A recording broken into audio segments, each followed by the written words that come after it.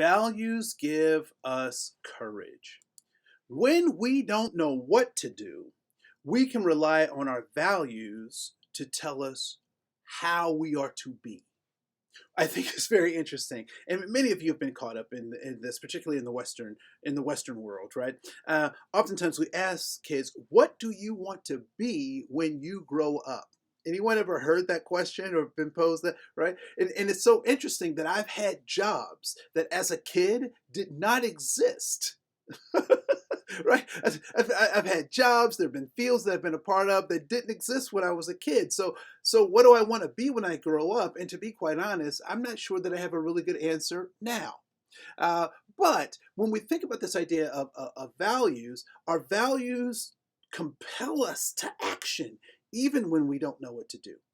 So when we think about this idea of values compelling us, giving us courage, I reflect on an event that happened here in Minnesota in 2007. It was a 35. It's referred to as the 35W bridge collapse. This was a section of bridge of interstate that was 4 lanes on each side that collapsed over the Mississippi River. And so there are cars and there are people, and people actually lost their lives. As a part of this tragedy. But one thing that stuck out in my memory was something that I thought was very peculiar. That there was a school bus of children going home that were stranded on this bridge, and I think you can see the picture here. And people ran from the comfort and the safety of their own vehicles to run to help those children. Now, these weren't their children. I would imagine that most of the people who ran to help the children were not medically trained, were not disaster preparedness experts, may not have even had the right tools, right? But they ran to help. However, there were also others that didn't. So what would compel someone? And I would say it was their values. That if I can't do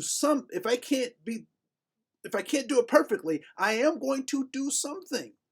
And so I think oftentimes, if in the face of racism, in the face of bigotry, our first inclination oftentimes is to say or do nothing. However, for those people who do stand, for those of us who say we're going to stand next time, it's important for us to hold on to our values. And do we value silence in the face of oppression? Do we value what do we value in the face of someone being hurt or harmed? And so when we recognize that, then that compels us to act and be and do, even when we don't know exactly what to do. I will tell you that the universe will continually present you with opportunities to get it right. So you may as well practice. I don't know what to say when someone does this, or I don't know what to do when this happens. The important thing is that you do something. Oftentimes, I'll find myself in situations where it's not physically safe for me to say something, but I'll give a clue. I'll give a little cough to cause the person to try to think about their behavior. Or I'll ask a question, or I'll say something like, well, that was interesting, right?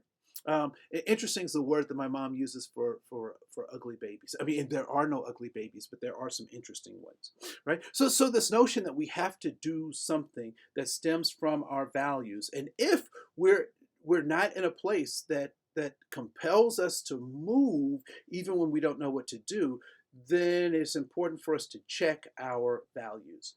This is Andre Koen. I want to say thank you so much. That values give us courage, and we look forward to seeing who you become.